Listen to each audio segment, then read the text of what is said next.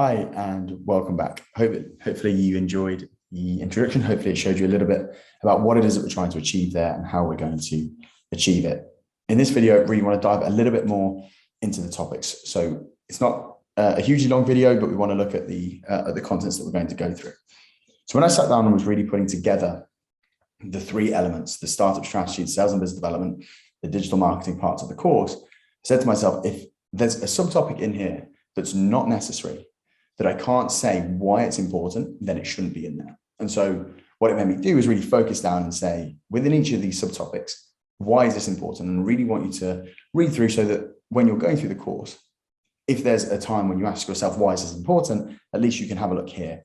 You can see, okay, this is exactly why it's important. So I just want to pick on a few here and talk through the way and the structure of this. So in a broad scope, we have our topic. So what's the main topic? And as we've said, there are three main topics: startup strategy, sales and business development, digital marketing.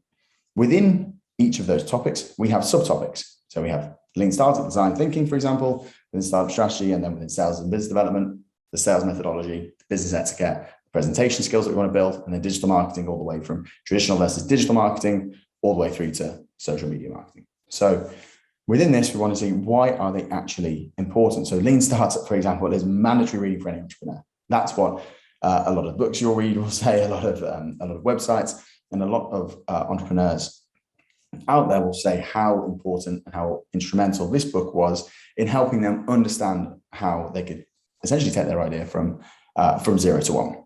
And so in your own time, please read through these and make sure you sort of get to grips with them, and hopefully it will show you why each of them are important. Now, as I just mentioned at the beginning of, or within our introduction, one of the main things that I really want you to take away from this course is the practical element. So I wanted to make sure that this course, this guide, this handbook wasn't only theory, and actually went that one step further and gave you something practical that you can start implementing from today. That's the important part. So you can actually start today. You don't need to go through the whole thing and then begin. You can actually start today by implementing some of these tools and techniques. So again, what you'll see is that this part of the handbook is essentially your contents page. So we're looking at what is the topic, again, startup strategy. What are the subtopics? So lean startup, design thinking, production strategy, data analysis, strategy frameworks, for example. And then what are example tools and techniques that you're actually going to learn when you do this? Now, these aren't an exhaustive list, and there's more as you go through the actual content itself, but I wanted to bring together into the fore a few of the bits and pieces that you'll see as you go through the course. So on the lean startup, what we'll look at is what is a minimum viable product? What does build, measure, learn actually mean? What's innovation accounting? What are vanity metrics? If we're looking at design thinking, what is customer experience mapping? What is a persona? Blue ocean strategy, what's the strategy canvas? We're looking at data analysis, what's the data entry, basic functions, all the way through to formatting and presentations. And then strategy framework, what's a profitability framework or a market entry framework? So here, these are a few of the tools and techniques that you'll use in startup strategy. Then in sales and business development, we look at value selling and challenger sales. We look at both their approach, what are they, and how can we actually implement these ideas.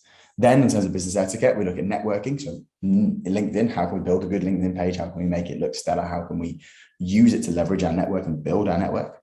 And then what are sort of some practical tips that we can use when we go to networking events? How we behave, how we can actually make the most of the time that we have there.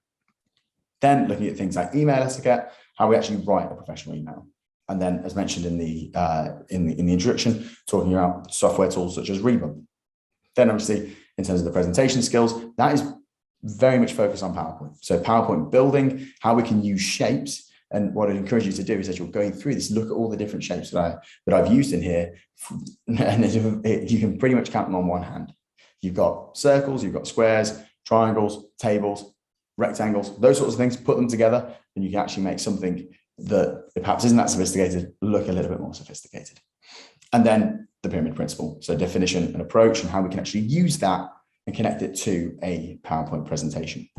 Then finally, on digital marketing, what are we going to be looking at here? We want to look in terms of traditional marketing. We're looking at golden circle by Simon Sinek, the 4 Ps of marketing, Porter's 5 forces. Then in terms of SEO, what free online tools have we got there? So Uber suggests things like Google Trends, the importance of content marketing and wording optimization. Within the inorganic marketing play, what is Google AdWords? What is pay-per-click? What does that actually mean? How can we use Google Trends to help us there? Analytics for marketing. So what's Google Analytics? How can we produce a report on Google Analytics? How can we also then analyze a little bit more around how users are using our website, for example? Can we use tools such as SmartList?